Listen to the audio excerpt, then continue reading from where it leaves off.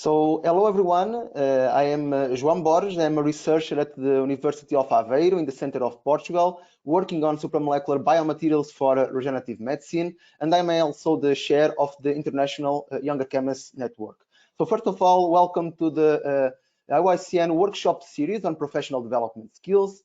Today we'll be talking about management of science and innovation, as you can see in your screen, and we have two great speakers that will share all their expertise and thoughts and insights on how to manage science and innovation. So today we'll have Dr. Sonja Hatz from Merck and also Dr. Dunne from Cooley LLP. So before going into the event itself, let me just start by introducing the program for the event. So we'll start with some general introduction about the IYCN for those of you that are not aware still of the network. Then we'll start with two talks. So first, Christine will talk about the patenting process, so how to file a patent, what can be filed, and so on.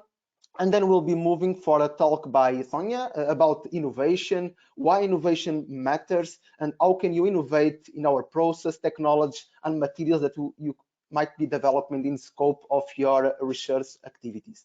Then at the end of both talks, we'll have a panel discussion in which we'll engage with the two panelists, and I will be moderating the sessions. So please post all your questions in the chat box. Please direct them to organizers only, and we'll be collecting them and posting them to the speakers at the occasion of the panel discussion. Then at the end of the event, we'll disseminate some of our events in which you can collaborate and work together with us in some of our activities and submit your proposals, as well as finish with some closing remarks. So who we are? So the International Younger Chemists Network is an associated organization of IUPAC since 2017. So yes, we are quite still a young organization. Here you can see our vision and mission. So our vision is to connect and empower younger chemists globally, and our vision is to support and advocate for younger scientists working across the chemical science towards a globally sustainable future. So as you can see here, we have a link to join us if you want to become a member. There is some eligibility criteria to become a member. So in brief, if you are a chemist and younger than 35 years old, you are eligible to become a member. Even if you are above 35, but you are doing, for instance, your bachelor, master, or PhD degree across the chemical science, you are also eligible. And also if you have finished, for instance, a chemistry-related degree or postdoc training, for instance, in the last 5 years, you are also eligible to join the network. So please just follow this link that you can see in your slide and your laptop. And then if you have any questions, so please email us at IYCN@IUPAC.org. We'll be happy to engage with you further. Also, so you have here our social media channels, in which we disseminate most of our activities and projects. So please be aware to sign up so that you are well informed about the activities that the network is organizing. Also, we update our website with such activities, so please also go to IYCNglobal.com, in which you can find further information also on the network, on the executive board and activities, and other resources that are of interest to early career chemists community. And here you can see a picture of our first General Assembly that took place in Paris. In fact, as you can see here Christine, that is one of the speakers of today. And this was in fact our first General Assembly, as I mentioned, and we just had last year, so in the occasion of the IUPAC World Congress, our second General Assembly. It was supposed to be in Montreal, but of course, due to the pandemic, we had to turn it virtually. Still, it was a very nice opportunity to engage with a lot of delegates from IYCN and exchange on different projects. So as per IUPAC, as I mentioned, we are an associate organization of IUPAC since 2017, and we work on joint projects and we promote also joint goals. And IUPAC provides us with administrative and technical and logistic support to aid in our development. Several of our members are also active within several activities at IUPAC. Just to mention, for instance, within the Global Women Breakfast, that it was in February this year, as well as in other projects. And also, of course, we, as I mentioned, our General Assembly, at least the presidential one, takes place always at the World Chemist Congress organized by IUPAC. So without further ado, let me just come to introduce the speakers. So as I mentioned, the first speaker will be Dr. Christine Dunne. So she's a patent agent at Cooley LLP in Boston at the US. And just to briefly introduce Christine, so Christine received her PhD in organic chemistry from Colorado State University in 2018, and her bachelor in chemistry from Northeastern University in 2013. Currently, she is a patent agent, as I mentioned, at Cooley, and she's focusing on domestic and international patent drafting and prosecution, with a particular emphasis on organic chemistry, medicinal chemistry, drug discovery, and pharmaceuticals. Moreover, she is also currently a law student at the College of Law at Syracuse University, and she's also an associate of the Committee on Patents and Related Matters. Beyond all her activities and professional activities in which she is enrolled, Christine has been really a very supportive and a very extraordinary advocate of early career chemists. So she led the task groups, the International Presence Subcommittee, and held position of Secretary and Advisor at Large at the American Chemical Society. And additionally, she is one of the founding members of the IYCN, so of our network, and has acted as the US delegate at the IYCN. Moreover, she has been recognized with the Young Observer by IUPAC, namely for the United States National Committee for IUPAC, and she has been assisting IUPAC a lot in organizing several events, such as the IUPAC 100th anniversary that took place in 2019, in which she was the one leading the periodic table of Younger Chemists program, in which IUPAC honored 118 outstanding early career chemists that embody the core values and mission of IUPAC. So without further ado, I'm very pleased to hand over to Christine. So let me just grant you permission, Christine, to share your presentation.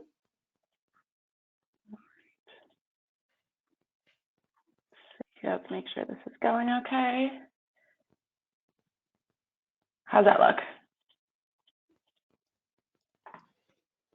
I don't know, I cannot see still.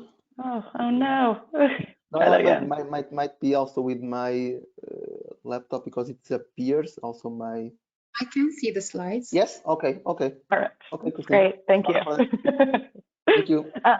Thank you so much for that lovely introduction. It's always interesting to hear about yourself, because I feel like you forget a lot of these things. But thank you so much, and thank you to the International Younger Chemists Network and IUPAC for having me come talk today a little bit on the management of science and innovation. As presented, I'm going to kind of talk to you about the patenting process, and I really want to touch on the fact that this is incredibly high level, what I'm going to be going at. I think almost every sentence I say could in itself have its own half-an-hour presentation. There are so many just different considerations to think about, and I really want to break it down to kind of 5 main questions on when you're debating if you should file or not file.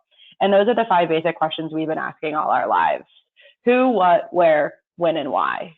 And I want to approach those questions in the realm of patents.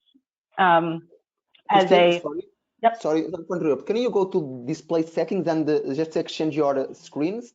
Because we are seeing the notes as well, so that. Better? Yes, thank you very much. Yes, perfect. Thank you. I forget which screens 1 and 2 on here. And so, quick disclaimer, this is not legal advice. I am not an attorney, and we are not in a attorney-client relationship. So everything I'm saying here, not legal advice. And also, again, this is a lot of high-level content.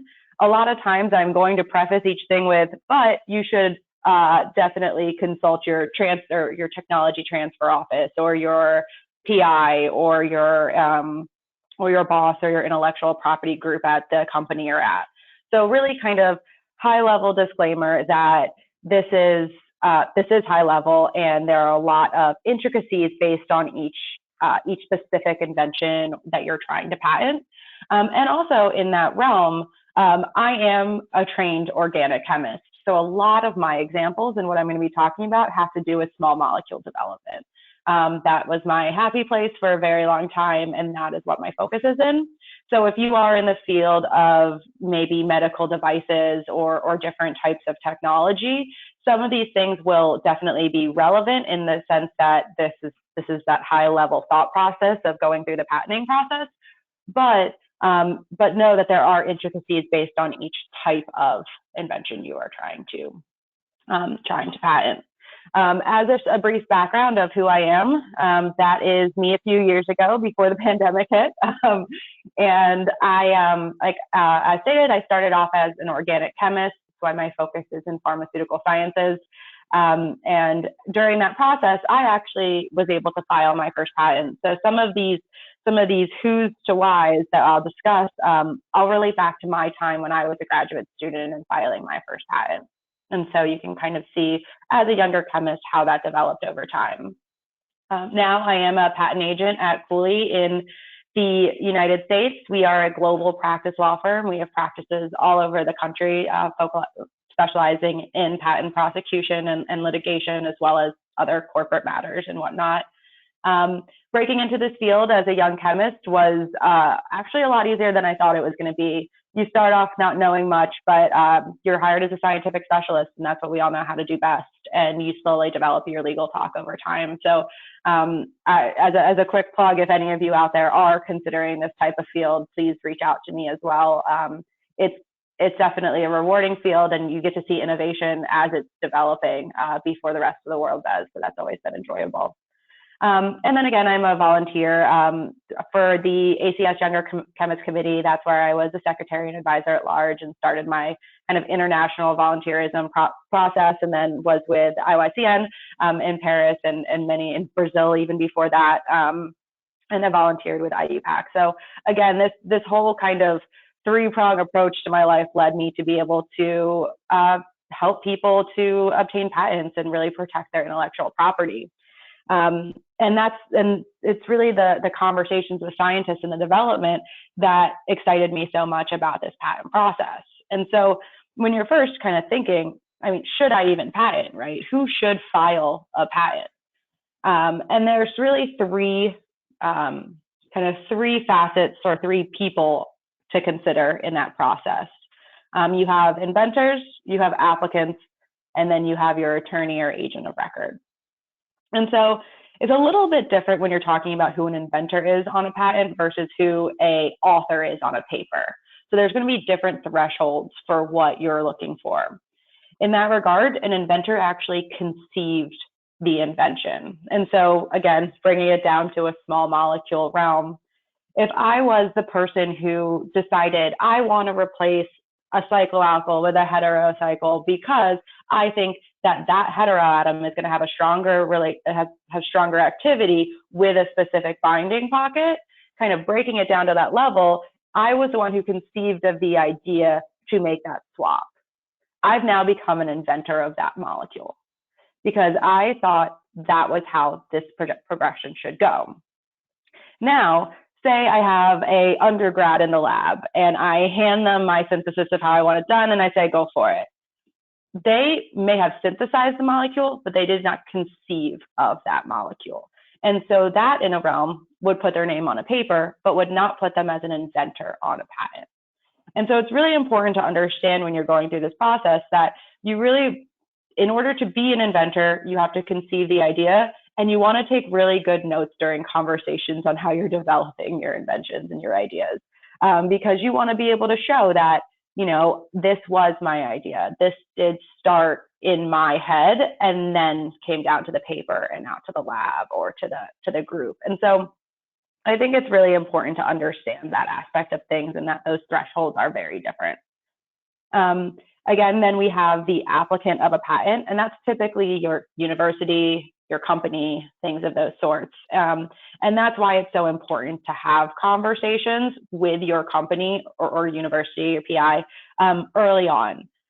They don't always know kind of what you're doing unless you tell them what you're doing. I know you have group meetings and everything like that, but they do need to be kept in the loop from day one when you're starting to kind of play around in the lab and advance the technology in certain ways. And so that's really the applicant side of things. And then you have your attorney or your agent in this process. And so when thinking about who that is, if you're at a university, typically that's going to be your technology transfer office. You often won't have much interaction directly with an attorney that your university is working with. I will say that always make sure that you're writing everything down and using invention disclosure forms. Often they're called IDFs. And when you're using those and you're kind of keeping track of your invention and you're showing your inventive contribution to that conception, that's when you talk to your technology transfer office. And that's where you have these conversations of, okay, are we at a point where we should file? And that's kind of the win that will come later on down the road. And so having that conversation is very important early on and throughout your whole development process. In small startups, oftentimes there'll be one or two patent point people. Sometimes it's the CSO if it's a really small company. And then sometimes it's just one of the head scientists that has an interest in intellectual property and wants to be the lead there. And so again, having those conversations, making sure everyone kept in the loop is critical. And then as your company gets bigger and bigger, what you'll notice is you could have an in-house intellectual property attorney even, or an in-house patent agent. And that person will be really the point person on who you talk to about all this. And then they often work with outside counsel to file the patents and make sure that everything's being processed, patent applications, and make sure everything's being processed effectively. And so that's really kind of the three main who factors when you're thinking about filing a patent: yourself, the inventor, the applicant, and the attorney or agent that you're going to be working with to get all of this in writing and filed at a patent office. And so then you get to the what you should file. And you definitely shouldn't file on everything. Companies oftentimes want to keep many things secret, so you could have a trade secret. And so what you really want to file on is what's going to be published and make it to make it kind of out there to the world, and what you want to have long-term exclusivity on. So what is it, right? It's your invention. And when I kind of going back to my experience of filing my first patent, I started off in a natural product total synthesis realm. You can't patent a natural product. It is a naturally occurring material. But what you can patent is analogs of a natural product that have therapeutic efficacy and utility. And so what I was doing, and I was doing the medicinal chemistry development of those natural products, that's where we got to a point where something was novel and inventive. And so those are the two words you'll hear a lot when you're talking to patent attorneys or agents or anyone really that's kind of savvy in the intellectual property field is your invention novel and is it inventive? You often, we talk about a person of skill in the art viewing it as inventive.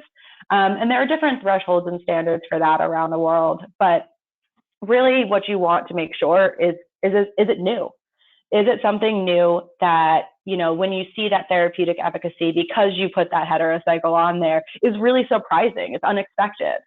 And that's what you want to file on. And again, there's different stages, and each country does do this a little bit differently. I have far more experience with US patent filings than I do globally, but again, I've prosecuted global applications and I work with agents all over the world.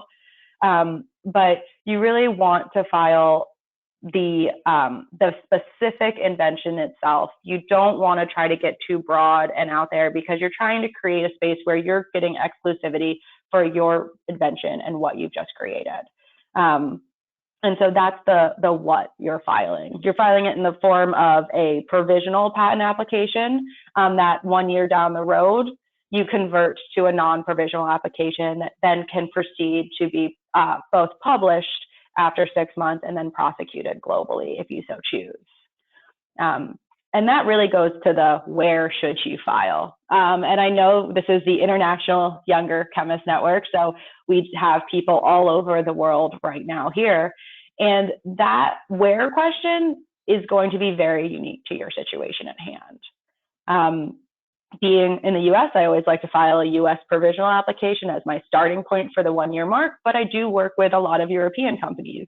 And oftentimes we'll file a European application first, and then at that 1-year mark when you have to convert, that's when we kind of go to a PCT stage or think about different direct filings that aren't PCT treaty countries. And so that is honestly going to be a very strategic question for what you're trying to file on. It has to do with your market. It has to do with how much money your university or company has to put toward it, to be honest. But really, there's some high-level strategy considerations that you can think about. And that's really, where is your invention going to be used? Because that's where you want the protection. So say you're developing a therapy that you know has a lot of kind of the warmer climates have, right? So you're going to look at kind of some of those South American countries. You're going to look at different, I'm just thinking kind of in the North America realm right now. You're going to want to make sure that you file in Mexico and not just the US. You want to think about all those factors.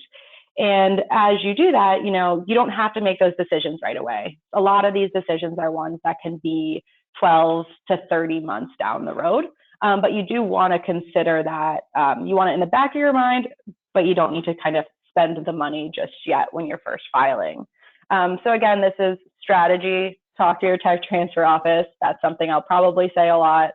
And really make sure that you're keeping kind of your attorneys, your agents who needs to be filing these in the loop when you're going through this process. And then the when should you file?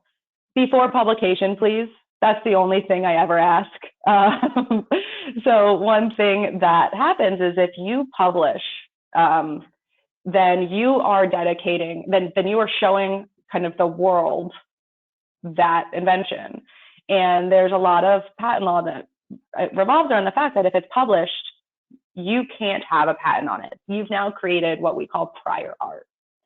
And so this is something I think that is a little bit difficult kind of in the realm of academia and thinking like an academic, is you want to publish. You need to publish if you want to become an academic. You need to beef up your CV and all of these different factors. And so it can be difficult to weigh the should I publish or should I patent question. And that really comes down to, again, discussions over strategy. Do you think that you're going to need exclusivity over this invention so that you can partner with pharmaceutical companies, with small startups? So you could spin off a startup out of this research. So there's a lot of those factors to consider for the win, but the biggest factor, and I will stand by this till the end, is always before publication. And now I'm going to give a little asterisk to that, in that there are grace periods that exist in some countries. In the United States in particular, we have a 1-year grace period that basically says if the inventor by accident disclosed, you can file within 1 year from that disclosure. However, if it's 1 year and 1 day, you no longer can file an application based on that disclosure because you have now missed your 1-year mark. And so it's really a risky game to play that I would never recommend. And so that's really the biggest thing to consider about the win, is before publication. And also, sometimes you might realize that you don't need to publish just yet. You're building a library of compounds. Yes, you've made 15 of them, and you might be at a good point that you want to, go to a conference and talk about this development, but you have 100 more compounds in your pipeline, and it's only going to take you 6 more months. Could this be pushed off to that next conference? Could I wait until we have a better picture of what our chemical space is going to look like? Then we can get something on file and talk a bit more freely about it. So these are really just all things to consider when should you file, And honestly, that goes hand in hand in it. When should or shouldn't you publish? And so those are considerations to think about throughout your intellectual thought process. And then really there's the why should you file. And we're talking a lot, I mean, today, right, it's all about the management of your science and innovation. You can't, it's harder to partner with other companies, and I know, I think our next talk is going to be a bit about that, or really protect your invention if you don't have a patent on it. The second you dedicate to the public something, they can then use that freely. So what you want to be able to do is establish exclusivity around your product. And thinking in the realm of small molecules, say that you've just developed the next blockbuster cancer therapy. If you don't have a patent on that, then a lot of other people can come in and play in that space as well. And so what you want to be able to do is say, this is my invention, I created this, and I'm going to bring this forward under kind of my own terms in a way. You can create partnerships over it. You can really develop companies out of it. Intellectual property is really the backbone of a lot of the companies we see out there. And honestly, with everything going on with COVID, we've even seen patents being talked about in the news lately. I think for the first time ever almost, and maybe with a little bit of the Theranos stuff as well, but you know. And so you need to protect your invention, and the world is starting to understand that intellectual property is incredibly important to be protected. That market exclusivity is key. And also, you've worked really hard on this. You deserve to show it in a way that you want and have it, again, protected. And I really, really do kind of keep saying that word, because a patent is a piece of protection for you, for your invention, for your company, for the future of development of a specific facet of, you know, like I did, HDAC inhibitors, you know, it's a specific facet of that. And so really considering those things as your why. And you know, you've done a lot of hard work. You deserve that. And I gotta say, it's pretty cool. The first time I got a patent with my name on it, it was a good moment. And so that's really what I think the why comes down to. And again, with all of these different who's, what's, where's, when's, and why's, there's a million other considerations to be put into play. And you know, I using words like novel and inventive and strategy, each one of these also go into your why, and again, should be discussed with your tech transfer office, with your IP committee, with the attorneys you're working with, and all of those things.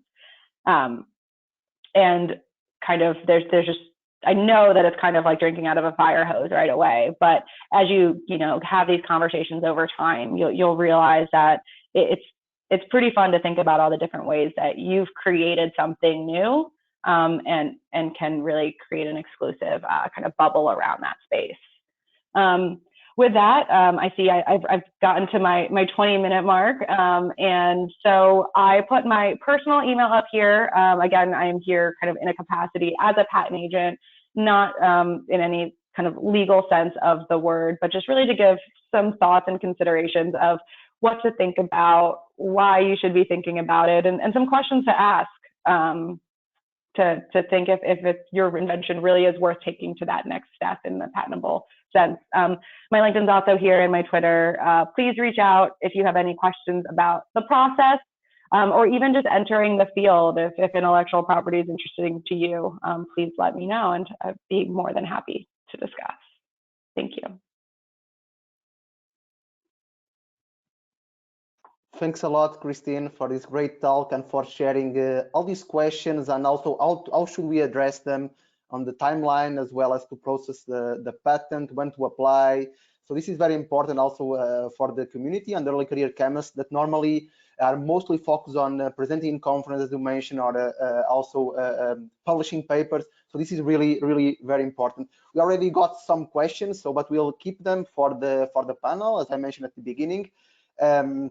So please, I ask all the attendees, so if you have questions, please put them in the chat box and direct them to the organizers only. So let me just continue with the presentation. Okay, after Christine, now we'll hear from Sonja Hatz. So Sonia is a Senior Innovation Manager at Merck KGaA. Briefly introducing Sonia. Sonia received her PhD in biotechnology from the University. From the University of Cambridge, UK, in 2013, and also got her master degree from an UK university, in this case Imperial College London, in 1998. Then she moved into industry, and she has really a huge track record in terms of delivering projects at the interface of cutting-edge science and commercialization. For more than 15 years of experience in small but also large companies, Sonia supported and has been leading several important growth initiatives. Some of them are mentioned here, such as lab-scale biosensor production, setting up a QC laboratory for a clinical phase filling and fish production site, among others. And at Merck's Future Insights team, she's responsible for the 2022 Merck Research Grants and Challenge, an open innovation format, as well as managing several R&D collaborations in topics that range from digital twins in production, cognitive computing, artificial intelligence in drug discovery, also in circular economy, among others. Without further ado, I'm very pleased to welcome Sonia to the stage, and when you are ready, so please you can move on with sharing your slides. Thank you. Thanks, Joe. Let me share my screen, see if this works. Yeah, thank you for the really kind introduction, having me here today. I need to push this down. Can you see my slides okay? Yes, looks great. Thank you. Okay, so you've given me a very kind introduction. I think what should be clear is that I'm a practitioner who moved from the lab into now business. Partnering, it's the partnering business. Sina said that very well. Innovation is all about partnering. And I want to tell you something today about why I think innovation still matters. And of course, partnering is key to realizing the value of new technologies. I also want to point out that the views, of course, are my personal experience as scientist and manager, don't represent company policy, but you will see what I mean when I go into the talk. I need to tell you something about our company, because Merck KGaA Darmstadt, Germany is actually very unique. I think with our 3 different businesses, a very special company. We have a life sciences business, which is illustrated here by the chromosomes. We have a healthcare business, of course, which is illustrated here by the lab scientists. And we have an electronics business who also produce specialty chemicals for demanding applications, from liquid crystals, OLED materials, displays and lightings. So we are actually a very broad company, unlike our namesake, Merck and Co., who are trading as Merck Sharp and Dohme in the rest of the world. So I just want to point out, we are Merck KGaA in Darmstadt, Germany. In the US and Canada, we operate as EMD Seroma for healthcare business, Millipore Sigma in the life sciences business, and EMD Electronics in the high-tech materials businesses. So if we look at some of the, we want to be a world-class partner. It's all across these are advertising materials, or to be used in situations like these where people come talk about their work, but we also are encouraged to present our company. So if we look at all of the life science brands, products and markets that we serve, you've probably used our products if you work in the lab. We have more than 300,000 products of net sales of 9 billion. In terms of the electronics business, I talked a little bit about liquid crystals and OLED materials. That's the flagship product range that is now increasingly being adapted to also include effect pigments for coatings and other high-tech materials for the electronics industry. So this is also a very innovative area. From liquid crystals to OLEDs, in the display of your smartphone, again, you probably have met one of our products. Although it doesn't say Merck KGaA Darmstadt, Germany on it, it may be in it. Groundbreaking discoveries is also what makes us in our healthcare business. Patients are at the center here of everything that we do, and I'm just showing you the development pipeline containing the last highlights of the last R&D years at Merck. Of course, how did we get there? We are a 350 years old company. We had our 350th anniversary just now in 2018, where a lot of the open innovation activities that I'm going to present you later today also were developed or were scaled up. We have had several large acquisitions since the first chemist shop opened in Darmstadt. The shop apparently is still there, but of course the company has developed quite significantly. The biggest acquisitions were of Serono in 2003, the acquisition of Millipore in 2007, and then the acquisition of Sigma-Aldrich, and lastly also of Brazil Materials and Intermolecular. So we are building on 350 years of curiosity, as we like to put it. In terms of our innovation functions, of which there are several, there are also highlights. So the opening of the first innovation center in Darmstadt happened in 2017, and since then several others were rolled out, including in China. So now to get to the agenda of what I really wanted to talk to you about today, and again to thank you for inviting me. I think it's really important to talk about open innovation and to show you the way that we at Merck, or I in my personal work, deal with it. I want to bring you straight to the point by using a description of open innovation, and that is researching in isolation is a thing of the past. We have increasing globalization and digitalization, which creates networks. These accelerate dissemination of knowledge, and thanks to the internet, we can work around the world. So we need this clear-cut edge in innovation. We need to keep it up because it can evaporate far more quickly than in 350 years. And we do want to be here 35 years from now. So how did I get into this role? I think Christine also showed a brief bio. I think it's always interesting to see where people came from. So I already said it, I'm from a lab background, did my master's at Imperial College in London, then moved to University of Cambridge for biosensor PhD, and then also saw a university in Denmark, also very, very exciting research that's done there. I had some exposure to startups or interdisciplinary research project, which is very close to an application. One was in Sarissa, where we developed, validated, and brought to market a biosensor for neurochemicals that's currently in clinical trials for early detection of stroke. And of course, then when I moved into in the commercial area, I started up again, setting up a lab, but now I'm rather in a desk job. So what am I talking about today? Open innovation, about innovation management and why we need it. What do you think is critical for R&D? Is it about R&D staff? Is it about R&D spend? Is it about staff numbers? When I was preparing for this course, I thought these should be somewhat correlated. So I had a look at the R&D costs as percentage of sales. This is a KPI that's commonly used. And looked at the three businesses of Merck. So we are unique. We have these electronics, healthcare, and life science businesses, and they differ quite dramatically in percentage of R&D costs as percentage of sales.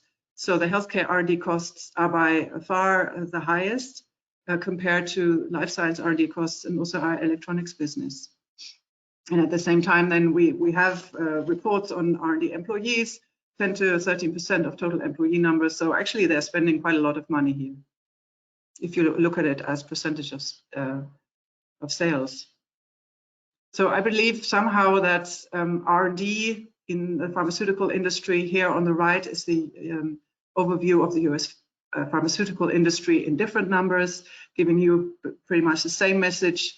Up to 20% of total revenues are spent on R&D costs in the US pharmaceutical industry. And on the left-hand side, a typical chemical company, your Dow, where we see that R&D costs are much lower. So there are, of course, several reasons why this could be, oh, great, I thought this must be because here more people are employed, so let's all go for an R&D job in the pharmaceutical industry. But when we then look at the numbers per employee, we are still seeing this discrepancy. Well, it's no longer a factor of 4 or 5, it's more like a factor of 3.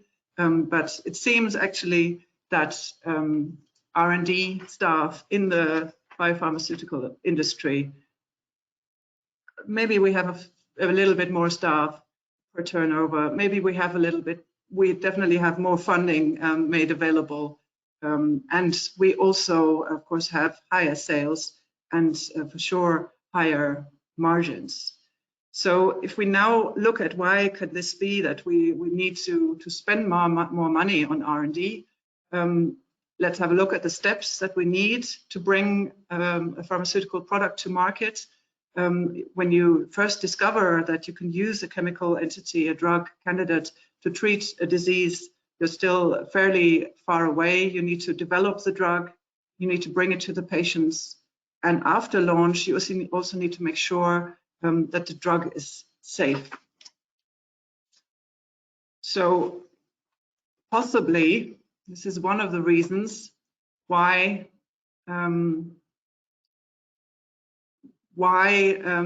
research in drug discovery is more complicated.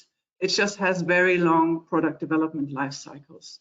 So what are we doing here in the drug discovery? We're designing a compound, we're doing some high throughput screens, doing some preclinical and clinical testing for efficacy and safety. So that means, is the drug working against what I'm thinking it should work against, and is it safe? And then in the drug development, we also need to think about how to manufacture the drug. Is it going to be in tablets? How are we going to dose it? We need to start then regulatory studies in different countries and markets. So just the same as you would patent, we would receive patent protection for your product. You would also need to have your drug or treatment approved in several countries and markets. And then as part of the post-launch activities, we also need to improve formulations. Maybe the drug is not as stable as we want. Maybe there are some new side effects that are being reported. We may also think of innovation there, maybe in the manufacturing process or in the delivery systems. Additionally, we do need to invest in pharmacovigilance and the safety monitoring. So if we think about a patent lifetime of 20 years, there's actually lots of activities going on, probably in the first 8 years, very intensively around an investigational new drug application that would then take you into phase 1 trials, phase 2, and then phase 3, and then the FDA review, and you can get your product on the market. So very long product development life cycles could be one reason why the costs are so high. We also have the unique case, I believe, that product development in healthcare actually has a very high attrition rate. So that we have 1 in 10,000 or so molecules, depending on which report you read, who make it through all of this long process. That also means that you have rather a large amount of data, because very early on, you're already generating data on what the drug is doing maybe in your in vitro system. This is, for example, just bringing it up now because I haven't actually talked about open innovation yet. This is where some of our activities are active. So we are talking to our own internal researchers, and they come to me and say, well, we'd like to learn more about data that is available around variant calling.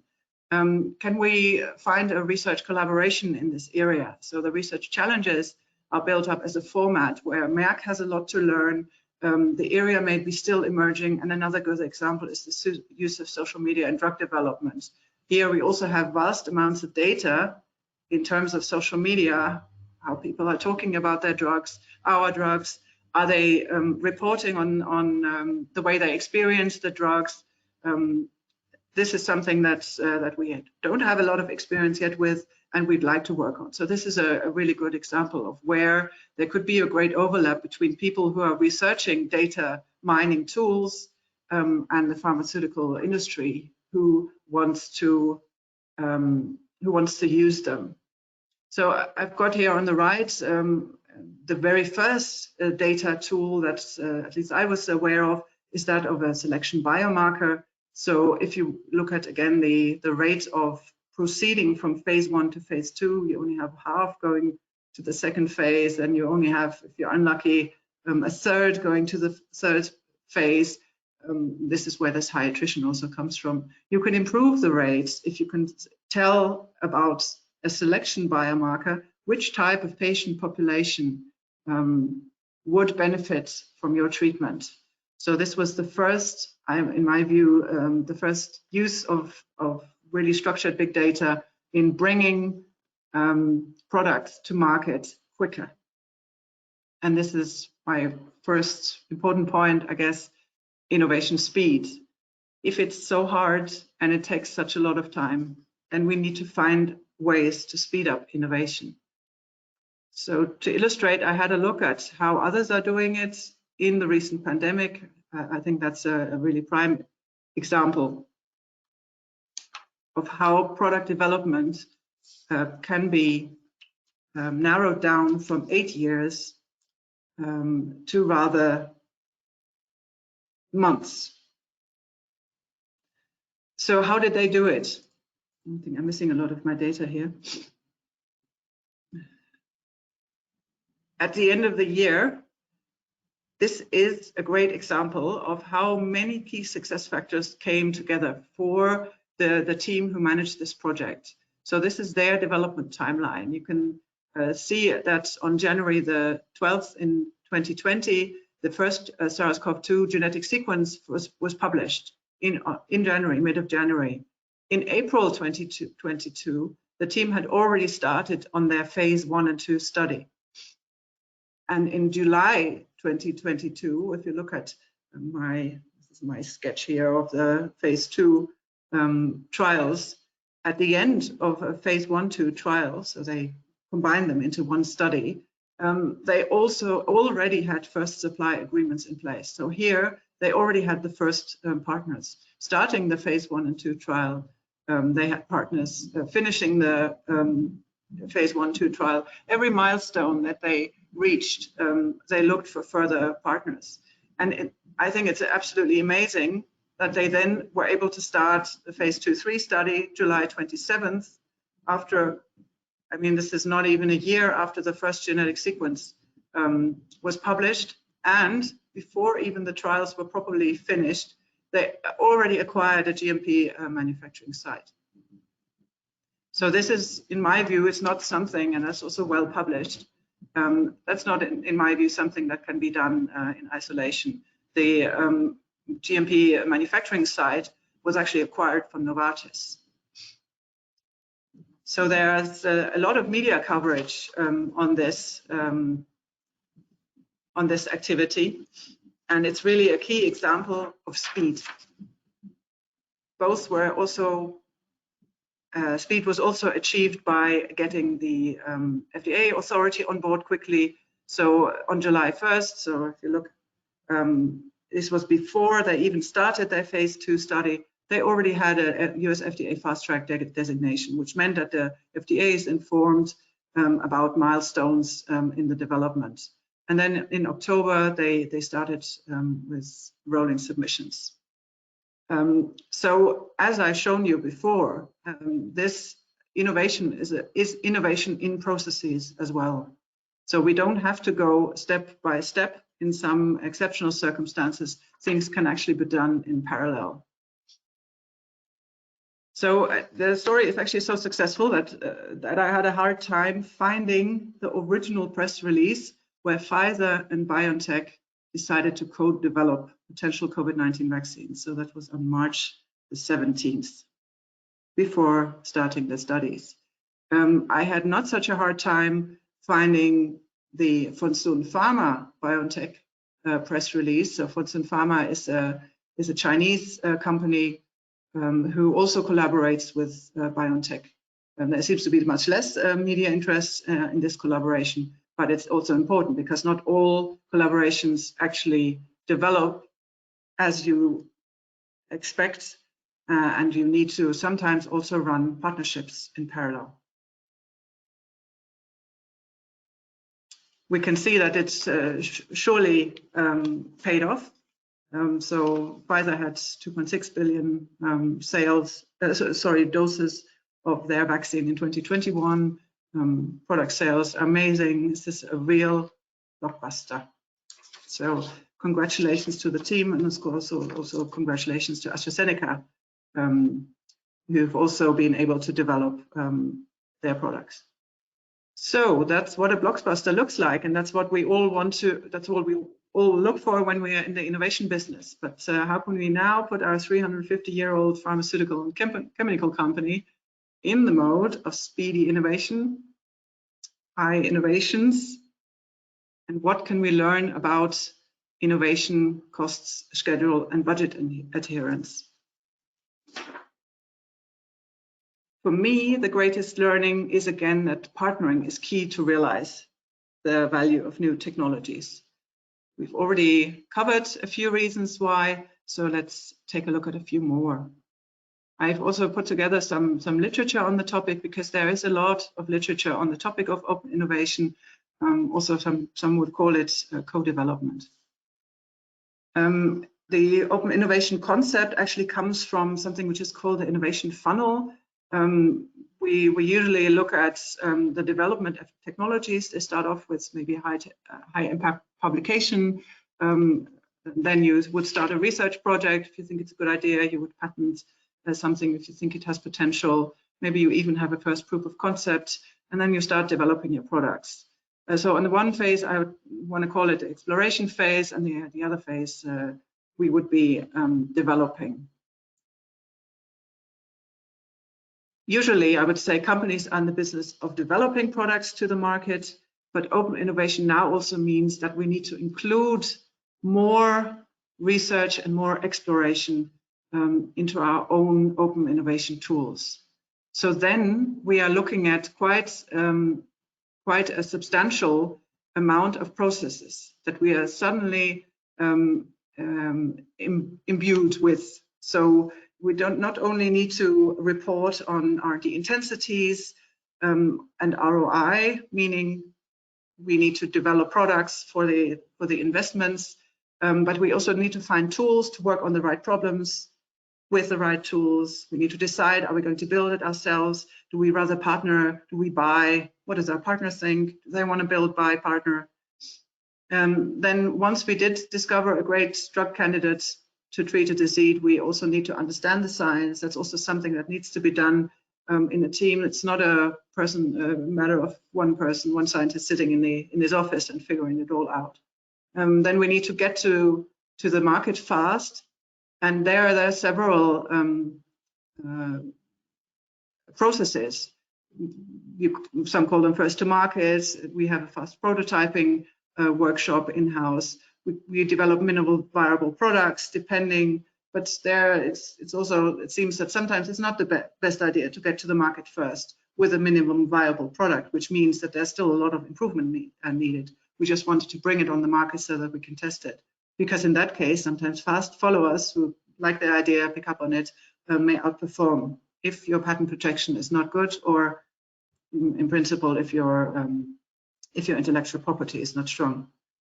Then we need to report on development costs, schedule, and budget adherence. And very important point is we need to develop teams and make sure that the leadership is somewhat autonomous. So all of these things are something that innovation management is all about.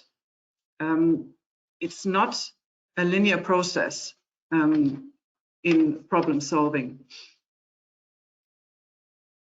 It's not a stage gate process where on achieving one goal, you can move on to the next. Problem solving is highly non-linear, and first of all, we would go look, if we see the problem, is there an existing solution?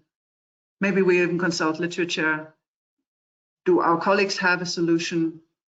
Or if we really don't come any further, we ask the experts. So these are all processes that are formalized in an open innovation ecosystem as we're building it at Merck.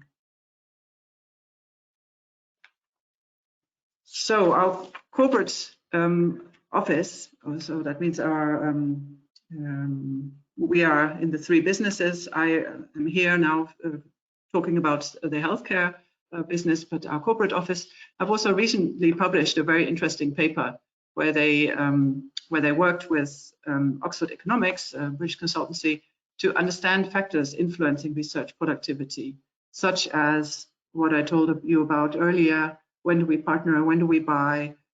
Is there an outsourcing? Could outsourcing help us with speed? How do we de-risk our investments? Do we use a partnering? Can we get in touch with the authorities early? So if you want to read more about the study, I really encourage you to have a look. For me, the quotes were the most impressive, since they underline everything that I've personally also learned about open innovation. So this is now Philip Jordan talking from the Wellcome Trust, which is a funding body in the UK. We need closer collaboration between basic, applied, and corporate R&D. There's a disconnect with little opportunity for academics and industry to mix. And I think what he means, if I put it back to the innovation theory, so to speak, we have an innovation gap, which is where governments and universities are usually working. So they are doing basic technology research, they're doing some research to prove maybe feasibility. But when it comes to technology development and technology demonstration, the interests may not be there, because a patent is usually filed somewhere at the beginning of technology development. Whereas the private sector would then, because we are strong at bringing products to market, we are not particularly strong at technology development or technology demonstration. So there's this perceived gap here. So what the idea is, from open innovation, we just nudge universities, do more D, companies do more R, private sector does more R, and we try to close this gap and maybe just make it an interface. And Air to Innovation, which is again, the UK, I think is always very vocal about what they do about innovation. They are definitely calling for universities to do more D, meaning more development, more technology readiness levels that are of interest to the private sector. So I think that's a good, really a good sign for open innovation.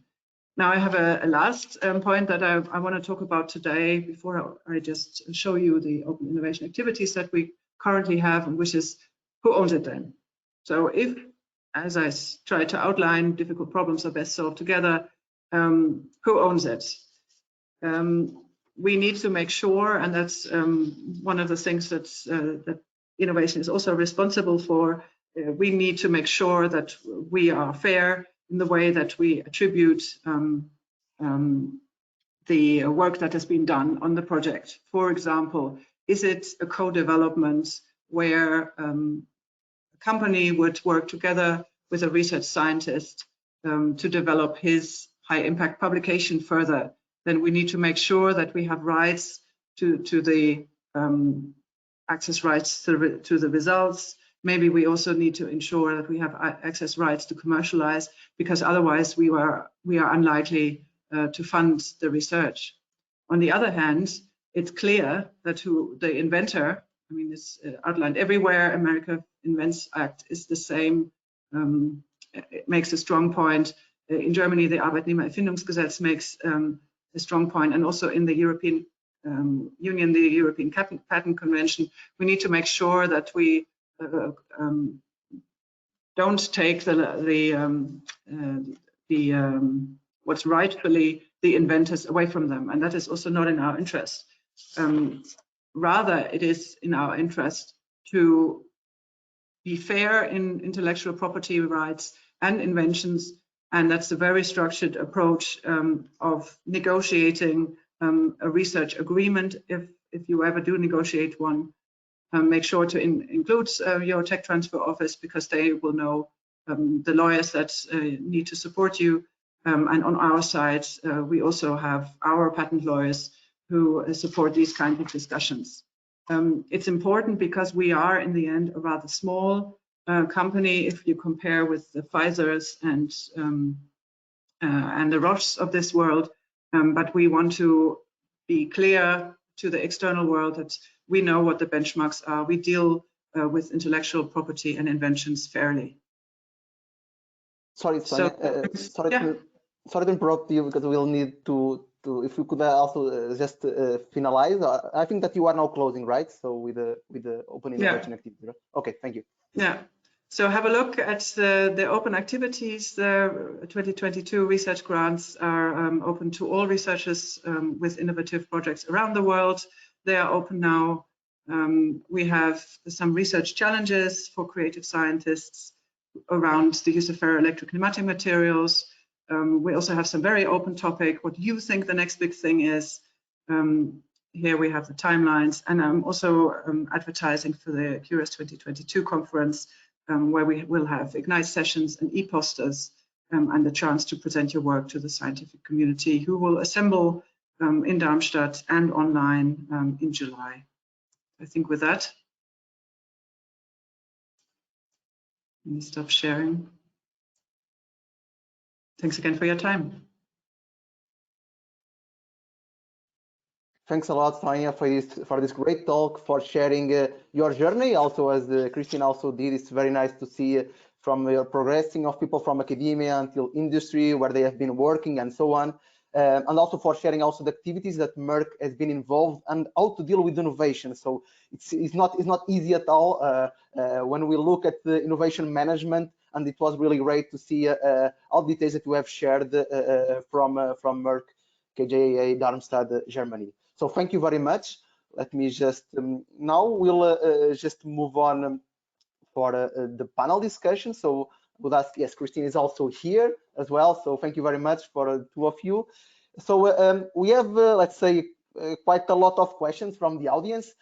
Just a statement from my side. If I ask you something that you cannot disclose, I will try to streamline. But if that is the case, so please feel, of course, free that stating that. So that's not a problem at all.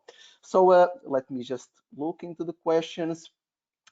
So I will start by, as we did for the talk as well, by Christine, if I may. So we have some questions regarding the patenting process. So I think some of them you addressed in your talk as well. So the first of them is what kind of inventions can we protect? And maybe I will merge two of them if you allow me, Christine, so it will be easier that you can answer, otherwise it will be difficult. So what kind of inventions, what conditions need to be fulfilled to protect our invention? And for instance, as well, who is granting the patents? So I guess you address several points of this question, but if you can also give a point on this, I would appreciate it. Thank you. Yeah, definitely. So a lot of things can be patented, right? And like I said, I'm very much in the small molecule space. So what I work on is, the small molecule development, and they're compounds that have utility, right? They have to do something. Ideally, they're kind of targeting a specific pathway that then can treat a specific disease or indication.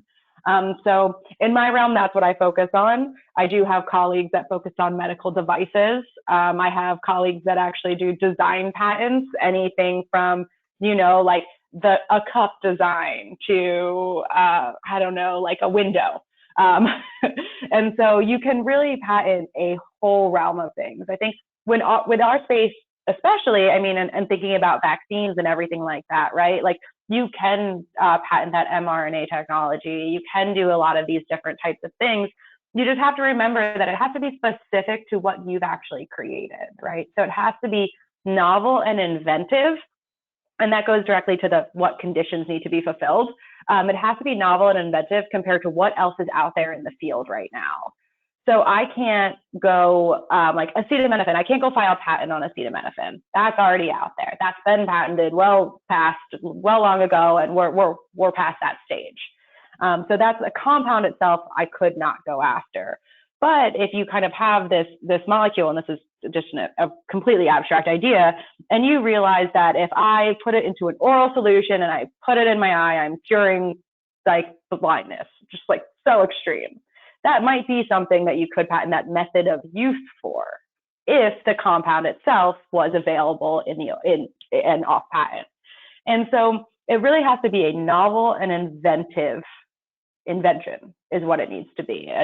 And so those are really your two fulfilling conditions. And again, it's a massive realm of what you could go after. I mean, I've come across like washing machine patents before, and I look at it and I don't need to look at it anymore because it's not small molecules.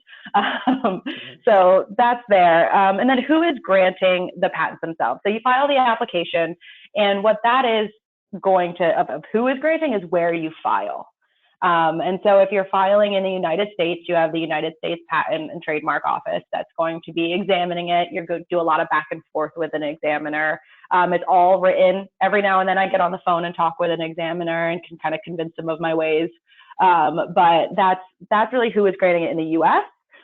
In Europe, you have the European Patent Office. You have Indian patent offices that we work with. I'm like everywhere: China, Australia, Japan, Korea. So each country itself has its own office. There is one kind of global application you can file, and that's called a PCT. That never matures into an actual patent. What happens with that PCT is you decide where you want to nationalize and which countries are important for you to go into, so that you then can prosecute your patent at those local, for lack of a better word, patent offices. So it's a very like case-by-case basis based on the countries that you want to proceed in. Thanks a lot, Christine. So also, Sonia, if you want to comment, so please feel free.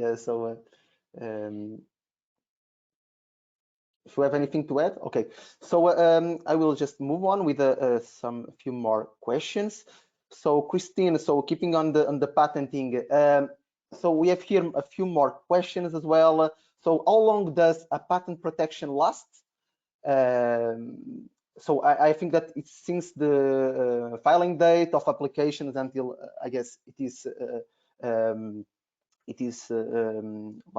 posted or approved. And if it is possible to extend it, so you have it approved like for X time, and then can you extend it? So this would be the first. Then, if I may just join a new question. So, how much does it cost to patent an invention? So I think that this depends a lot, right? But and also, so if I may, besides patents, copyrights, and trademarks, how else could one protect IP? So I think still with these three, they are already quite huge. So if you need me to repeat, please feel free to let me know, Christine. Yeah, I think I got them all written down. I think I got the key points. We'll see. We'll see what I do. We'll see what I miss. So simply a patent from your non-provisional filing date is 20 years. That is the life of a patent that's the life of patent protection. It's globally recognized. For design patents, it's a little different. I'm not going to touch on those. These are utility patents. You're really like beefy scientific ones. That's what you got 20 years. I will say that it used to be different before the America Invents Act and everything, and a lot of changes that happened kind of early 2000s as well. And so again, 20 years, that's what we're going to focus on. And there are routes for extension. It gets complicated. So there's two main routes that you can extend, and that's for patent term adjustment and patent term extension. And really, I'm focusing on the US version of these things. There's also an SPC extension in Europe, and that's something that, I really want someone that would specialize more in European prosecution to discuss. But patent term adjustment is when the patent office is in the US, the patent office is taking a really long time to respond or to issue an office action and things like that. Then you can, because of the office's delay, you could get more time to your patent because they've messed up by not acting quick enough, essentially. And so that can be anywhere from 5 days to, I've seen like 400 days. And so you could almost get a full year, depending on if the patent office has kind of dropped the ball a little bit. So that's your adjustment. There are things like terminal disclaimers that come into play as well on if you get to keep your adjustment. So if you've patented something and there's an earlier filed application that you've also filed, and the office really thinks, you know, you don't deserve that whole 20 years because you have an earlier filing date for something else, you might have to kind of like swear behind that other one. And then you're going to lose your PTA and you lose some time as well. So there's all of these different factors that come into play for that. And then patent term extension itself, that has to do with a lot of the FDA regulations. And if your drug's going to market, being able to then create longer new chemical entity exclusivity. And so that's, again, a whole nother realm of regulations that I think a different type of, that's a whole different talk, I'd say. The cost, that really varies. So filing is probably like a few $1,000s just to file. But remember, you have attorney's fees, you have to respond to office actions, you have to pay annuities in certain countries, or you have to pay maintenance fees in the US. And so it can really add up, depending where you file as well. If you file in some place like China, you need to get the application translated into Mandarin. And so that, again, can cost you $20,000 alone just for a translation, depending on the size of your application. I will say a lot of times chemical matter patents are pretty long because you got a lot of examples, you have a lot of compounds and things like that. And so the bigger your application it is, the more expensive it's going to be. The more places you file, the more expensive it's going to be. But if you just need to file a provisional because you're trying to sort things out in the meantime, because from filing a provisional, you kind of have a year to decide if you want to kind of proceed to a non-provisional stage where it would then publish in 6 months. Those are pretty cheap. Those can be a few $100 if you're really being savvy about it. But it's a costly process, so that's kind of why you got to be definitely aware and ready. And then for other than patents, copyright and trademark in the intellectual property field, trade secrets. Keeping trade secrets is pretty critical. If it's not something you need to disclose, I wouldn't. If during your synthetic process, there's a weird step you're doing that no one else could figure out, and there's really no way that's going to happen. Your employees have confidentiality agreements. So if they do disclose that, they are breaking that, and that's a whole different realm of what you're dealing with. So really trade secrets, I'd say, is your extra layer of protection if you're not ready to do any of these things, or you think that there's no reason to dedicate any part to the public. Okay, thank you very much, Christine. I will just sort it out. So a few more questions. We have really a lot. So we have here one, I think you also addressed this during your talk, that it's the patents cannot be obtained internationally, so you cannot apply for a patent, universal patent, let's say. When deciding where to patent, what should we have in mind? I think you addressed this about the market, right? So about the costs eventually, the annual fees eventually, right? So if you want just to add anything else to this. I'd really think, like, what is your goal here? Like, is this kind of a stepping stone to further innovation that you have in your thoughts in your future? Is this really what you think your blockbuster is going to be? And so I think sometimes it's difficult to know that up front, because you like, there's definitely, I think, compounds out there that have been patented and they're like, oh, this is really great activity towards something else. Awesome that we already have this. So, really just what to have in mind is discussing with your tech transfer office or your attorneys. I think that's the most important thing to have in mind, because there's going to be so many factors that you aren't going to consider. And even that's why we work in teams, because a lot of times I'll be thinking very, very narrow on this one part. And then, one of my teammates is going to be like, hey, but what if we thought about like this country for these reasons? And I'm like, oh yeah, we should definitely do that. So it's just communicating with the right people internally. I think that's the most important thing to have in mind. Thank you, Christine. So we have also some questions about the copyright permission. So how can I get the copyright permission for using a specific technology? I think this has to do with owner, right? So we have to contact the owner of the technology eventually. I don't know if it is in this Yeah, direction. The question is. That algorithms, maybe a question on whether algorithms can be protected somehow.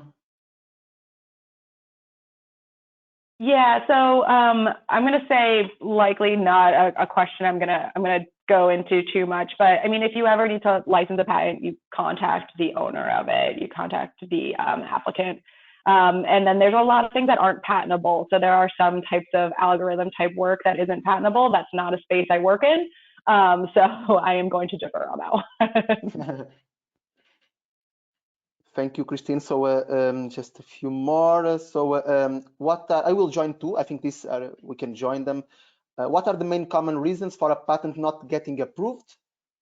And the other one is, can a granted patent be revoked or invalidated by a third party? So I think that's it. So for reasons that your patent might get rejected, is it's not novel and it's not inventive. That's really what it comes down to, is there is art out there that basically destroys that novelty or destroys your inventiveness. Sometimes it's going to be your own art, and that is a huge bummer. And so it's really kind of, it goes down to those two main concepts. That, or if there's not enough support in your application. So that's kind of another facet where you really have to show the public in your application how to practice this invention. How do I synthesize this molecule, and what am I even using it for? And so if your application doesn't have that, or it's not novel and inventive, then you're done. And it's going to be a hard road. There are some countries that allow post-filing data. Not every country allows that. In Europe, it's pretty difficult, but the US is pretty flexible with it. In some cases, you can supplement a little bit, but not something I'd ever want to kind of go into an application relying on. And then once granted, there are many ways to invalidate a patent. So there's the inter partes review process in the United States, and I know a lot of other countries probably have a similar route. And so that's kind of in the realm of a litigator, kind of works on those a little bit more. And so, yeah, a third party can come in and say, you don't deserve this patent. These rejections should have been come up. Here's art that the examiner didn't consider. You don't deserve this. And so that can be filed. And then during the process of prosecution as well, third party submissions are accepted. They're rare, but accepted. And so, yeah, even once you have that patent, it can still fall. So. Yeah. Okay, thanks a lot, Christine. So last two questions. I think that it has been also a lot of questions to you. So what proof do you need to show that you are the inventor? And the other one, I think it's more like I would say provocative, let's say, if I may say that, is that when we are patenting, so why do we need a patent agent? So now is your time to convince also the people on what is, because there are people that eventually feel it alone, right? So without any external help, let's say. So can you please address these two questions? Yeah, definitely. So what to show your inventor, filling out those invention disclosure forms are pretty critical. I like to see the timelines that the inventors can give me of when they had certain conversations with people, when they kind of put it in their notebook for the first time. I know a lot of people use electronic notebooks now, so that's a huge help. And so I've actually had to sift through some notebooks and email correspondence between people to determine inventorship for certain cases. And so really just documentation and knowing the timeline of how things have progressed. This is a first inventor to file, not a first inventor to invent, really. World we live in now, that's kind of something that changed over time in the US as well. And so just because you're the first person to invent it doesn't necessarily mean you're going to be the one that gets the patent on it if someone else kind of had that inventive conception around the same time. And we know with development that can happen. A lot of people working in the same space, some of these ideas are the same. Because everyone. CRISPR, I think, that was developed by several people at the same time. Exactly, yeah. So, and now in this first inventor to file world, it's really filing. That's going to be kind of your point of, all right, I got that priority date, this one's mine, sort of thing. But yeah, just document your work and have some timelines in play that you can discuss with your agents or attorneys on. And why a patent agent? It is an art. I truly believe writing a patent application is an art form. And if you use the wrong word in certain countries, they will not let you get a patent on certain things. If you kind of write your application like a grant proposal, like I think a lot of people know how to write pretty well, especially in our field, then what you're actually doing is you're pointing out to the office why you think your invention is so obvious and going to work, rather than showing how surprising and novel what you just created is. And so I think that can kind of get in some people's way during prosecution and getting office actions and stuff, because the examiner is going to use your own words against you and what you put on that paper. So I think that's pretty critical. And you don't know kind of how far you can reach in these realms. You definitely want, you want to be able to work with someone that knows the kind of more intricacies of the strategy. They're going to kind of stop you from saying things you shouldn't. And it's not to say you can't do the first draft yourself and go to a small boutique where it's kind of like one person, two people working. Like you can kind of do the first draft yourself and be like, hey, here's what I'm thinking. I'm really tight on costs. This is what I need to get out of it. And then you can kind of find that middle ground of not spending too much, but still having kind of the best protection in your position that you can get. So.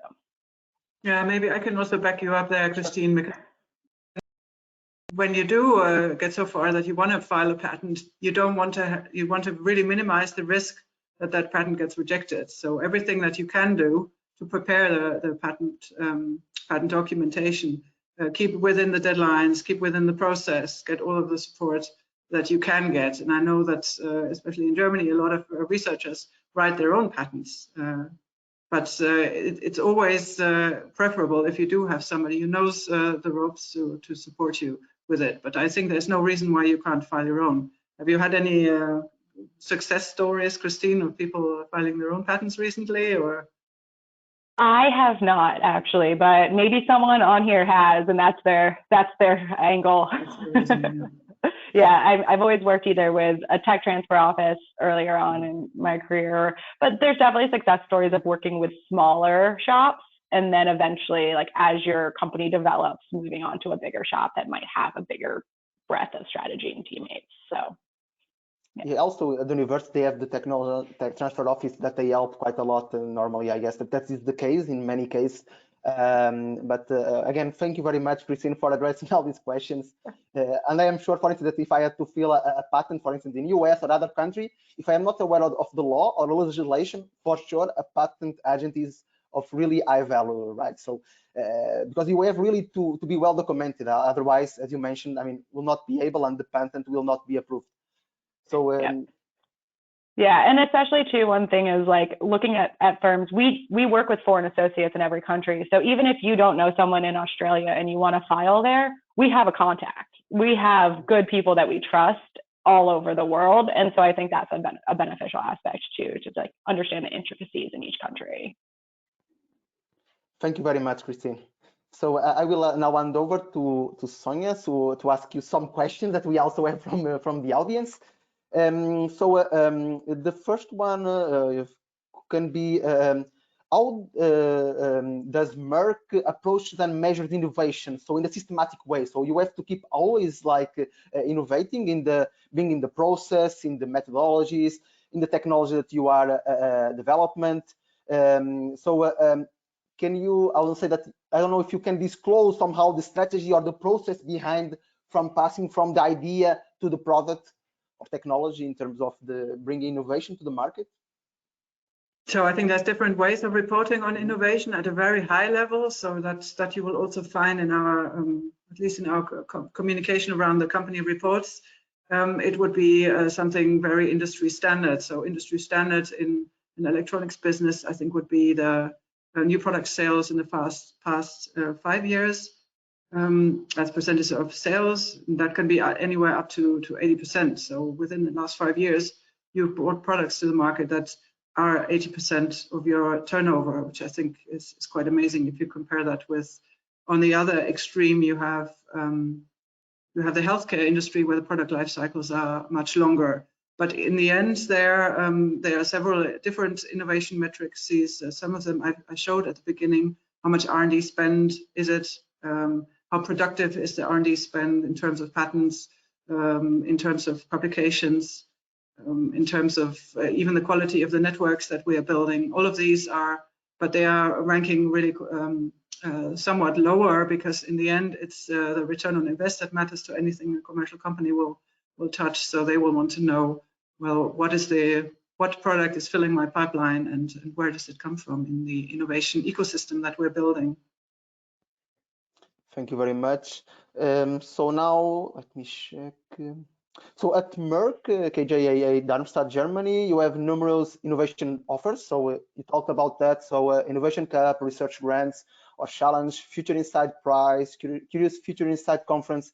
So how does Merck streamline the ideas also coming from the community? Because you are receiving as well, asking for the community to propose also some challenge. So how does Merck streamline all this that is coming from the community? Yeah, I'm wondering whether you're asking about the review process, because anything Yes. that we're doing, so there's usually for all of the topics that we've launched, whether they're the research challenges, we also have a compound synthesis challenge, which I forgot to mention.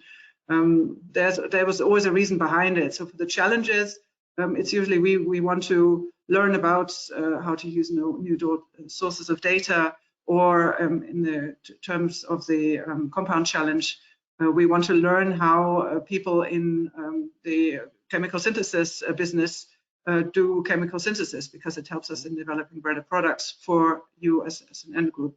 So we develop them these challenges together with internal partners who have an interest in the outcome of the project. So then in the end, you would be probably working, if you're shortlisted, I think most of the challenges have an open application period of a few months. Then there would be an internal review, where is there a good match with the criteria.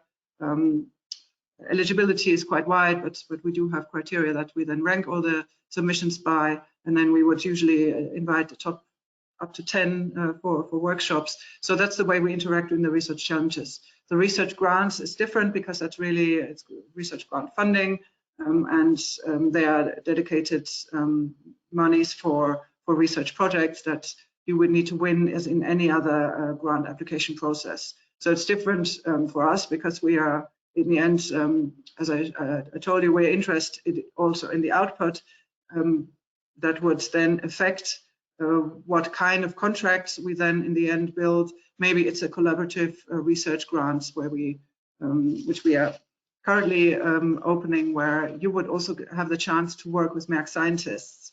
So the numbers I showed you at the beginning, those are real people who are doing real research. So part of the research grants process is also a workshop where you co-develop to make your research idea better, to make it fit better into a possible scope within the company Merck. So if that answers the question on how Yes.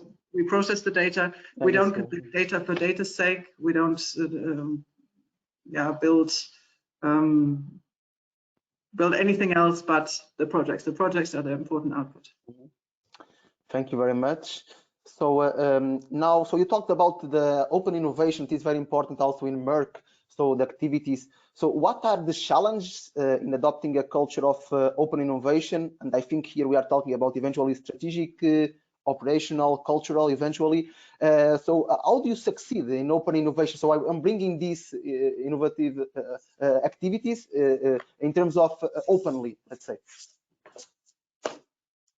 Yeah, so I try to go into some detail of it, and I think it's the same challenges as you have in any problem-solving process. And then as a company, you don't go walk up the stairs and ask your colleagues about the solution, but we need to have processes in place that allow you to do that, and you're not disturbing them doing their work. So innovation and the normal work need to kind of take place at the same time. So what I would say is it's three things. It's innovation from the outside, which we do with our open innovation portal. It's a culture of innovation, a culture of failing as well. Innovation also means, of the 10,000 molecules, 9,999 don't make it. We need to learn from the failure. That can be quite difficult in situations where failure is expensive. So it's definitely also about culture, internal innovation, and then we need to look in the end also at the portfolio, show some highlights to the organization to make sure that everyone is on board on why this is important, although the horizon is so long in the future. So it's easier for our research and development organization to have a little bit of early research at the beginning of rather a lot of development, which is why I wanted to outline that, okay, maybe companies need to close this innovation gap from translation from a university to a company environment. We need to do a little bit more R and also speculative projects. That's, for example, what the research challenges are. Yeah, but yeah, thanks for the question. Thank you, Sonia. So also one question regarding commercialization. So some projects may take a long time to reach the commercialization. So how long do companies, and here I guess that you might talk eventually more from Merck's side, how long do companies usually wait until they cancel the project, let's say, if it is no longer viable? So I think that this depends a lot, right? Yeah, it really depends a lot, and it also depends on the contract that you have in a collaboration with the company. So sometimes if there's also contract research, and then there's very fixed timelines, and you really need to read the small print. But there are definitely best practices out there. One of the best practices that I adhere to comes from the European Union, and then if a contract is terminated, the costs of termination need to be carried by the partner who terminates. Seems obvious. And then if a university is terminating because their researcher is leaving, we can't ask the university to pay our costs. So that's a one-sided commitment that a company will have to do towards a researcher to make sure that they're not left out hanging when they've just employed somebody for the duration of the contract, but the contract was terminated early. So I would say there's no strict deadlines. Make sure to deliver, make good contracts where you know what you're planning to do from the outset, have milestones where you can show regularly that this is working the way you'd like it to be. But otherwise, there is a risk that projects do get terminated. Of course, there is. Thank you. So maybe the last two. So you talked about the importance of collaboration, not only internally, but also with external partners. So does Merck partner with academics to do research, or it is only in-house, let's say, the research?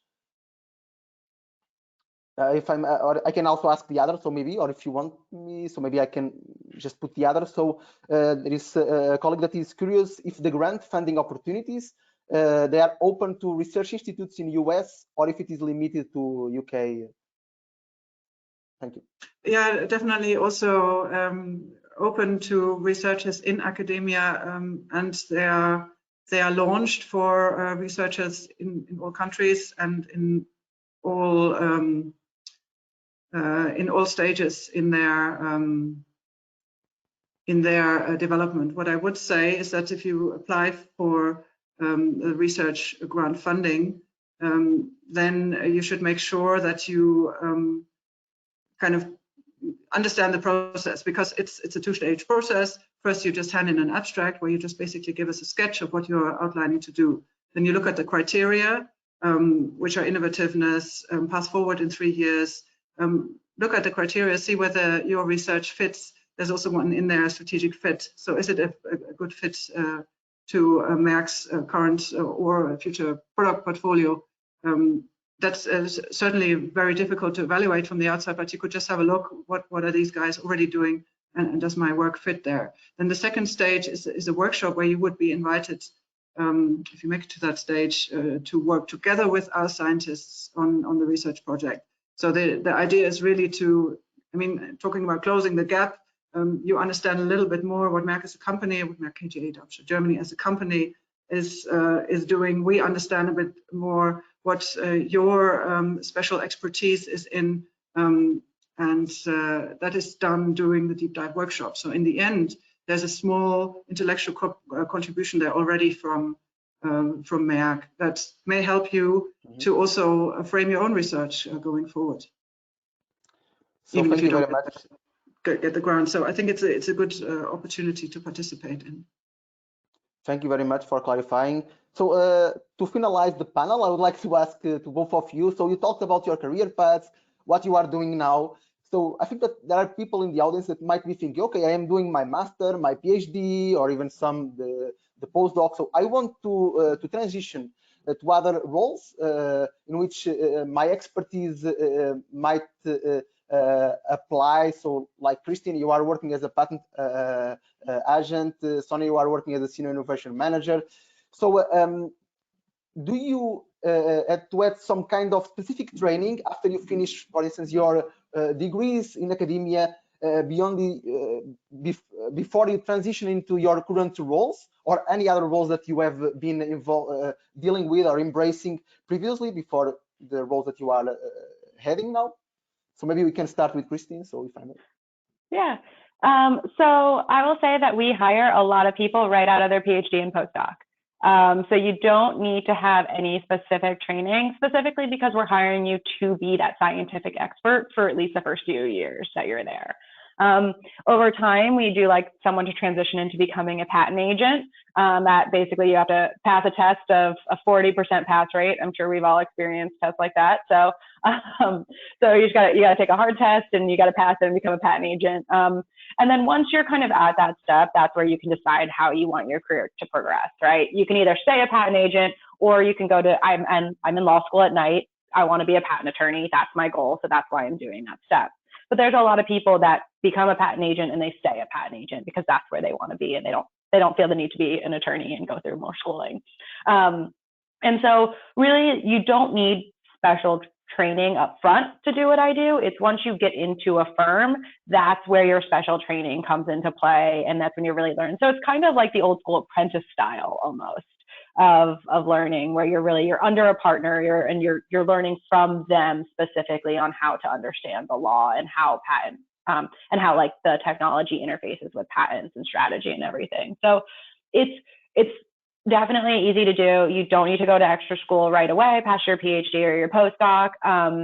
If you have below a PhD, I do think that it's a little harder to break in right away. But I know people that have a master's and then went straight to law school and then got the job as well. So it depends on your technology. Sometimes in engineering, a bachelor's is totally to become a patent agent. So it's really just like very dependent on exactly what you're doing, but it's, I'd say, decently easy to break into this field. And if you're interested, talk to someone that's doing it, because there's so many different routes. You can be a prosecutor, a litigator, in-house. Like there's just so many options with this career path that you really want to make sure.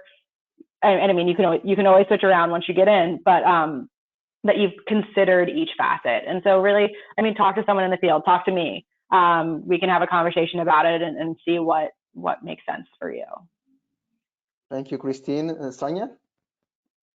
Yeah, I would agree. Definitely, it's been a while since I entered the field, so also good to see how maybe young people nowadays enter, because at the time when I was doing my PhD, that took rather longer than nowadays, and the routes are also different. But if you want to be, if you want to be responsible for a research field in a pharmaceutical company, then I would also recommend that you should first do a PhD and gain some experience in the specialist area that you think is important, because people don't come just with technical knowledge. They come with drive. They really burn for what they do, because that gives you the edge over maybe a co-applicant. In other fields, it's very varied. What you would then need to become successful as well. So in the end, if you're in a quality control lab, it's different. You're documenting a lot. If you're an innovation manager, you need to be very flexible. Customer service functions, sales functions, there you would need a little bit more business acumen, perhaps. So I've never really looked at the requirements for being an innovation manager, but some people have MBAs, some people have PhDs, all kinds of ways of life meet. Mm-hmm. Thank you very much for the great discussion that I guess that we have in here, that we clarify, I guess, all the questions from the audience. I think that this will be also useful for those that couldn't join due to their work status or any other thing in which they have to deal at this time. And I think that we clarified everything that we had in here in terms of questions. So thank you very much to you both, Christina and Sonia. So now I will just show some slides to close. Okay. Okay, so just to inform the audience and all of you that are listening to this event, that this workshop is part of a series of workshops on professional development skills. You can see here the previous events that we have organized. So diversity in career paths, science communication, workshops on grant writing, science outreach, scientific writing and publishing, diversity and inclusion, and now this one. And you can also access all of them and rewatch them through this by going through this link.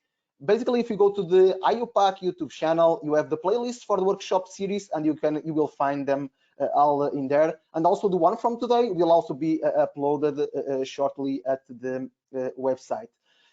So also, I can also inform you that on April 27, we'll have the next workshop that will be on chemists transforming science. So from the lab bench to a business. So it will be a lot on how to translate your work from the lab that we do in academia to a business. And also, so beyond this activity, so we also are organizing several other projects and activities. One of them is the experiment outreach competition. So this is really a competition that we aim to translate everything that we are doing related with the SDGs.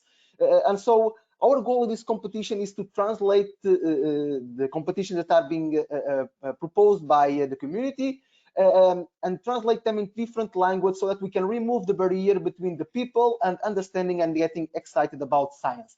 So this is the fourth edition of this competition. So in the past, we had the competitions on earth chemistry, food chemistry, and now this year will be around the SDG 7, so affordable and clean energy.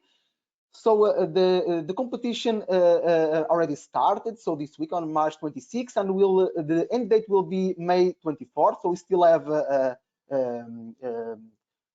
almost 2 months to submit your proposal for this competition. You can have more information at the website. You can follow it through here. And also, so you will see that you will have to provide us with some information. There is a template that you have to fulfill, in which we'll provide teaching notes and handouts for audience. So for those that would like to learn about your experience, you have to explain your chemist's concepts and what are the safety concerns, if any, behind the experiment that you are proposing, risk assessment, and a few more details.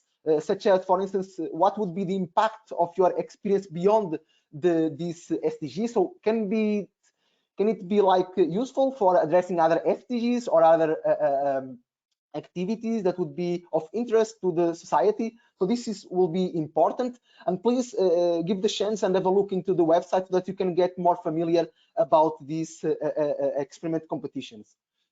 Now, we also launched this year, so this will be the first year so that we are launching a mentoring program. In fact, this mentoring program is finishing today, but you still have time until the end of the day to come up with your application. So if you are a PhD student across the chemical science, you can apply as a mentee. So what we intend with this program is to support the PhD students working across the chemical science in their career development. So we'll be making pairs of mentee and mentors, and ideally this program will run between 6 months and 1 year. Nevertheless, the mentee and mentor can keep exchanging for longer, so for sure. Then we will be also matching the pairs after the end, so it will end today, and by then we'll be matching the pairs according to the interest of the mentees and also the expertise of the mentors. And for getting more information and also for applying, please follow this link that is in here. So we'll be very glad to receive your applications and then to engage further in this program. So just to highlight that we also have other projects and activities beyond these ones. For instance, we are launching with IUPAC a new joint project. As you might know, we launched a project that was called Chem Voices, that aimed to give a voice to early career chemists to showcase their research. And now we are launching a new project that will be focused on sustainability. So we want to organize a one-day virtual event. It will be happening in September this year, and you will receive more information soon via the social media channels of IYCN as well as via our website, in which so you can get information about what it entails, what we aim for. But in brief, so we aim also to open a discussion, a global discussion on how to implement sustainable practices so that we can achieve the SDGs by 2030. So please keep aware about our social media channels, as I mentioned, on the website, so that you get more information about this program. This is a very recent project that has been recently approved, and we are now working on the platform and the website on information to be disclosed to the public. So before finishing, let me just thank to all our sponsors that have sponsored several of the activities that we had in the past and that are also currently sponsoring. So one of the latest sponsors that we have is Merck KGaA, Darmstadt, Germany. So we are very thankful. You have heard from Sonia on several activities that Merck has been launching of interest for early career scientists, and we are also promoting them through our social media channels and the website at IYCN. So please give a chance to have a look so that you can also engage and contribute for these activities. So just before finish, let me thank again to all the speakers. So Christine and Sonia, thank you very much for sharing your expertise, for sharing what you are doing, and for clarifying all the questions coming from the audience. And I would like also to thank to Fatima, that was behind the scenes helping in collecting the questions from the audience, as well as all of you that are within the audience that came up to and join us in this event. So please join us for the next workshop on professional development schemes on April 27. As I mentioned, you will get more information through our website and social media channels. And also you can also rewatch this event soon, as soon as we upload it at IUPAC YouTube channel. Thank you very much for joining us and have a nice day. Thank you.